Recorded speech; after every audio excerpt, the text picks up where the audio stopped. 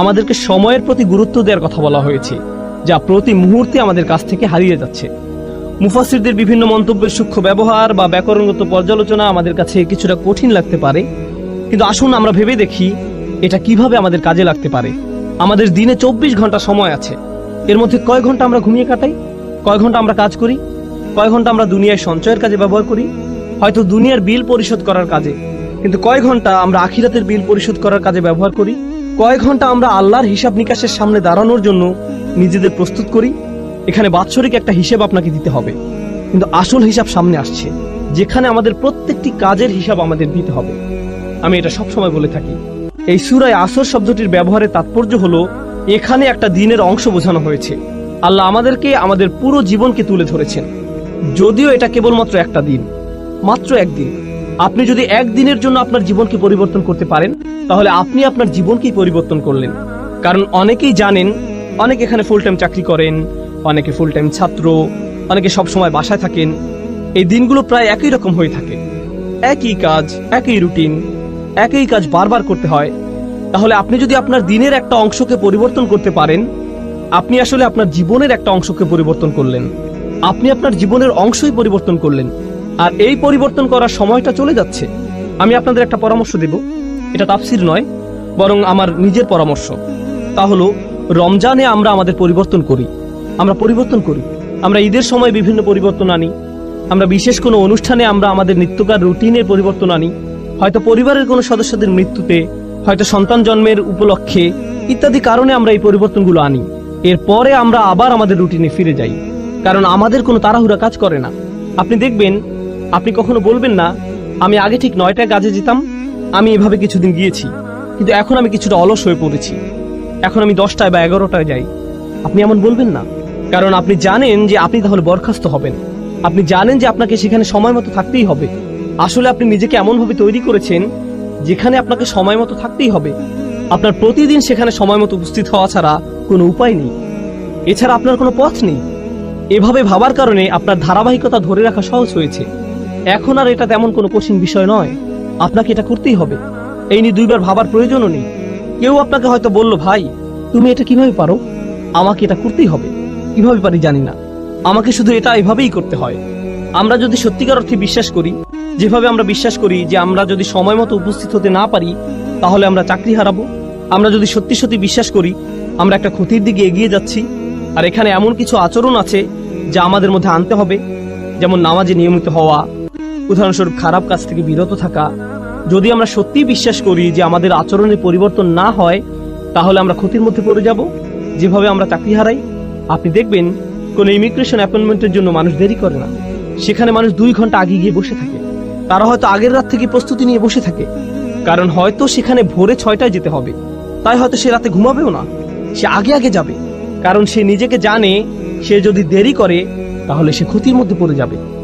আমরা যদি সত্যিকার অর্থে বিশ্বাস করি যে এমন আচরণ আমাদেরকে ক্ষতির মধ্যে নিয়ে যাবে, তাহলে একটা দিন পরিবর্তন করা আসলে পুরো জীবনকে পরিবর্তন করাই খুব সহজ হয়ে যায়। কিন্তু কখন এটা সহজ হয়? যখন সেখানে বিশ্বাস থাকে। এই জন্যই যখন আল্লাহ খুসর নিয়ে বলছেন, সর্বপ্রথম কোন ব্যতিক্রম নিয়ে তিনি বলছেন? কারা? যারা বিশ্বাস করে। এটা কিন্তু সাধারণভাবে বলা নয়, আচ্ছা যারা বিশ্বাস করলো তারা বেঁচে গেল, না। আমরা এখানে এমন সাধারণ বিশ্বাসের কথা বলছি না, এটা হচ্ছে সত্যিকার গভীর আস্থা। আমি যা করছি তা সরাসরি আমার সফলতার সাথে যুক্ত, সরাসরি আমার ব্যর্থতার সাথে যুক্ত। তার চেয়ে ভালো আমি আমাকে পরিবর্তন করি, তার চেয়ে ভালো আমি তাই করি যা আমার করা উচিত। এটা শুধুমাত্র আসর শব্দে এমন বোধ আসা উচিত। এটা যেভাবে চিপে বের করে দেয়, নিঃশেষ করে দেয়, আর আমার এত সময় নেই। এখানে যারা ছাত্র আছেন, আপনারা হয়তো কোনো অ্যাসাইনমেন্ট আছে আর আপনি সেটা ভুলে গিয়েছেন, আর সময় চলে যাচ্ছে।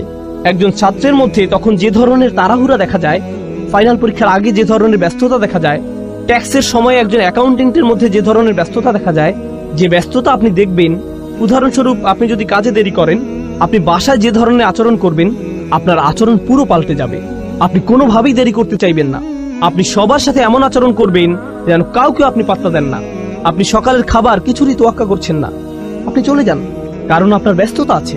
আপনি জানেন যে আপনি যদি না যান তাহলে আপনি সমস্যায় পড়বেন। আপনি পুরোপুরি জানেন আমাদেরকে এই আস্থা নিজের দিনের ব্যাপারেও আনতে হবে। আপনার বস যদি আপনাকে বলে, আমি কসম করে বলছি তোমার সমস্যা হবে, যদি আপনার বস এটা বলে, সে যদি বলে আমি কসম করছি সে হয়তো অফিসে আসলো, সে আপনাকে নির্দিষ্ট করে বলল না, সে বলল প্রত্যেক কর্মচারীর বিশাল ক্ষতি হবে, আমি কসম করছি তোমাদের প্রত্যেকেরই ক্ষতি হবে, এবার অনেক বড় লোকসান হবে। আপনি কি মনে করেন সে যখন চলে যাবে আপনাদের মধ্যে কি কেউ বলবে হ্যাঁ আমার কিছু হবে না, আমি ঠিক আছি? না, সে নির্দিষ্ট করে কিছু বলেনি। সে বলেনি কিছু কর্মচারীর ক্ষতি হবে, সে বলেনি ওই যে তার ক্ষতি হবে। তিনি বলেছেন প্রত্যেকেরই ক্ষতি হবে, আপনাদের সবার ক্ষতি হবে। আর আপনারা অচিরে লক্ষ্য করবেন যে সময় চলে যাচ্ছে, ক্ষতির সময় এগিয়ে আসছে। আপনারা খুব শীঘ্রই বুঝতে পারবেন যে আপনারা কতটা ক্ষতির মধ্যে আছেন। এখন যখন আপনি এটা শুনবেন, এই দুনিয়ায় আপনার জন্য একটা ব্যস্ততা কাজ করবে। আপনার মনে হবে, ও আল্লাহ, আমার এখন কি করা উচিত? তিনি কি করতে চান? তিনি কেন রেগে আছেন? এমন কিছু কি আছে যা আমরা করছি না? এখন চিন্তা করুন, যখন আপনার একটা চাকরি থাকে, বলে রাখি আমি আপনাদের এই উদাহরণগুলো দিচ্ছি যাতে আপনারা এই সূরাটি আরো ভালোভাবে বুঝতে পারেন ইনশাআল্লাহ। মুসলিমের জীবনে এটা একটা গুরুত্ববহ সূরা। এটা একজন মুসলিমের জন্য এমন একটা উপহার যা আল্লাহ মাত্র 3টে আয়াতের মাধ্যমে দিয়েছেন, যা আমাদের জীবনকে পরিবর্তন করে দিতে পারে। তিনি আমাদেরকে পুরো কোরআন মুখস্থ করতে বলেননি, শুধু সূরা আসরটা মনে রাখবেন। সুবহানাল্লাহ, দেখবেন এটা কিভাবে আপনার জীবনকে পরিবর্তন করে দেয়। এখন চিন্তা করুন, আপনি একটা চাকরি পেলেন, আপনার বস আপনাকে বলল তোমার কাজ 4টি। প্রতিদিন আপনার কয়টি কাজ আছে? 4টি। মাঝে মধ্যে আপনার বস আপনাকে এমন কাজ দিবে যা আপনি খুব সহজেই পারবেন, আবার মাঝে মধ্যে আপনার এমন কাজ থাকবে যা আপনার করতে ভালো লাগবে না। কিন্তু যেহেতু আপনি এই চাকরিটি করছেন, আপনার কয়টি কাজ করতে হবে? সবগুলোই। আপনার হয়তো 2টি করতে ভালো লাগে, কিন্তু আপনাকে 4টিই করতে হবে। 2টি আপনার ভালো লাগে, 2টি আপনার ভালো লাগে না, কিন্তু 4টি কাজই আপনি করেন। এখন যদি কেউ মনে করে, বা আমি যদি মনে করি আমি শুধু 2টি কাজ করব, কারণ আমি এই 2টি খুবই ভালো পারি, আমি বাকি 2টি নিয়ে চিন্তা করব না, আমি এমনকি এগুলো ছুঁয়েও দেখব না। বস যখন দেখবে আমি এই 2টি কতটা ভালোভাবে করেছি, সে কি বাকি 2টির কথা ভুলে যাবে? এগুলো নিয়ে কোনো সমস্যা হবে না? তাহলে আপনি বাকি 2টি কাজ করলেন না। আপনার বস 1 সপ্তাহ পর আসলো, কত দূর করেছো, কাজের অগ্রগতি কি? আমি প্রথম কাজ 2টি শতভাগ করেছি। ও আচ্ছা, বাকি 2টির কি অবস্থা? আসলে আমি এই 2টি করব না, কিন্তু দেখুন আমি এই প্রথম 2টি কত ভালোভাবে করেছি। এই লোকের কি অবস্থা হবে? আপনাদের কি মনে হয়, সে কি তার চাকরিটা ধরে রাখতে পারবে? আপনি যদি সম্পূর্ণভাবে সেগুলো নাও করেন, আপনাকে যে 4টি কাজ দেয়া হয়েছে, সে 4টি কাজ আপনাকে করতেই হবে।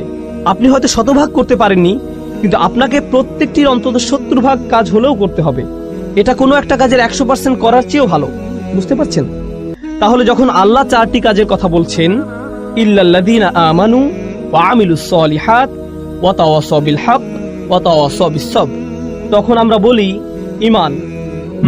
আমাদের ঈমান নিয়ে কাজ করতে হবে, কিছু ভালো কাজ।